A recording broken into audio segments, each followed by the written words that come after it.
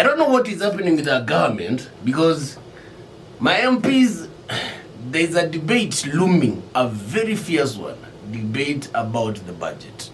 Ile budget tulipewa last Thursday na CS Ukuru Yatan. The MPs allied to the DP, that is Dr. William Ruto, they are fighting the MPs allied to Jubilee na Azimio Kwanza Oka alliance.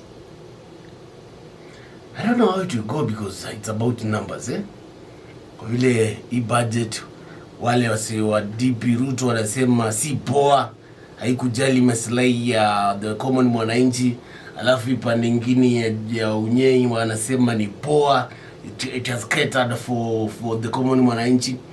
I remember Kanini Kega ndiye anasimamia committee ya budget in the parliament, alisema bring it on, come baby come, ndio tujue vile tutawafunza adabu. Sasa hii group ya Ruto inaambiwa come baby come, na hii group ya President Uhuru Kenyatta. But I wonder, how can a DP in the government anachimpa the government is serving?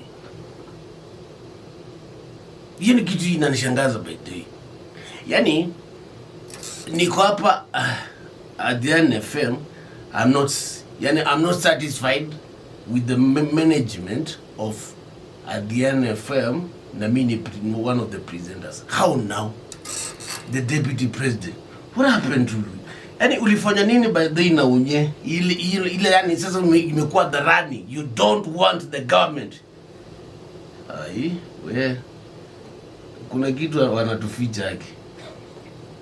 There's something which is not right. But anyway, let's wait and see about the budget debate, how it will fare.